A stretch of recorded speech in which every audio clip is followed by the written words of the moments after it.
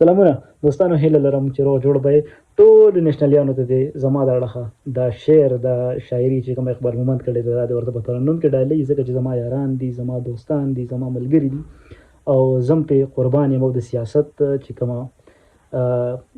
هغه مثبت روح دی، هغه هم دا دی چې د یو بل سره مینه وکړو، کرکه لرې کړو او د یو بل سره د مینې، محبت، د اخوت چې کومه زمونږ جذبات دي دا د یو بل سره شریک کو او یو بل پوهه کو. نو راځئ دا را سره واورئ او زما ټول نېشنلیان ملګري دا انجوای کوي. ښه پر هر شعور تا د تسکین خبر کیږي، د زهر په ماحول کې د ګډین خبر کیږي. پر هر شعور تا د تسکین خبر کیږي، د زهر په ماحول کې د ګډین خبر کیږي، د زهر په ماحول کې د ګډین خبر کیږي. دوی ټول عمر لا پښې د پښتنو په مرۍ ایښي، دوی ټول عمر له پښې د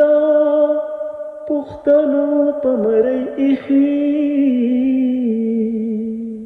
په دې خبره مري چې د پښتون خبر کیږي، د زهر په ماحول کې د ګډین خبر کیږي، د زهر په ماحول کې د ګډین خبر کیږي. او حجره د پښتنو دا سړیتوب هغه مکتب دی، حجره د پښتنو دا سړیتوب هغه مکتب دی، چې هم پکې د دین هم د سادین خبر کیږي، د زهر په ماحول کې د ګډین خبر کیږي، د زهر په ماحول کې د ګډین خبر کیږي. او دا بل شعر واورئ. ښه وی په سیر پيو کې سیروبا یې خرڅ کړ او وایي، په سیر پيو کې سیروبا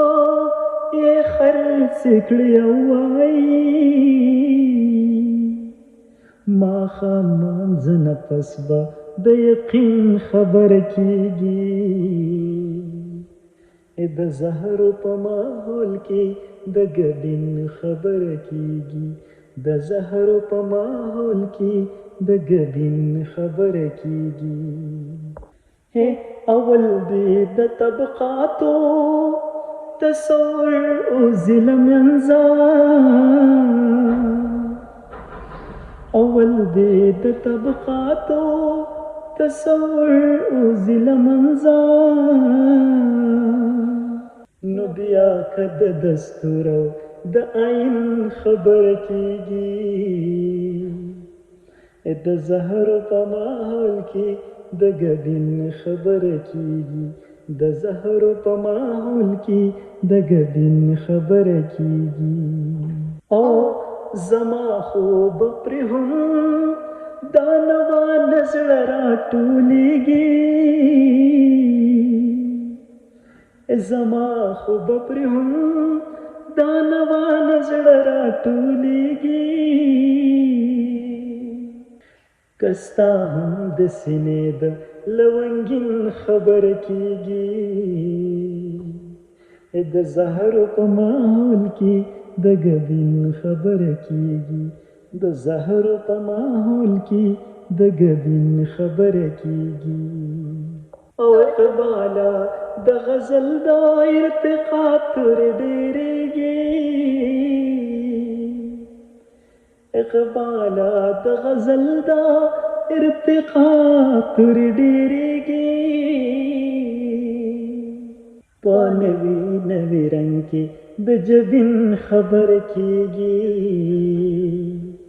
د زهر په ماحول کې د ګبین خبره کیږي د زهر په ماحول کې د ګبین خبره کیږي پر هر شورتا د تسکین خبره کیږي د زهر په ماحول کې د ګبین خبره کیږي د زهر په ماحول کې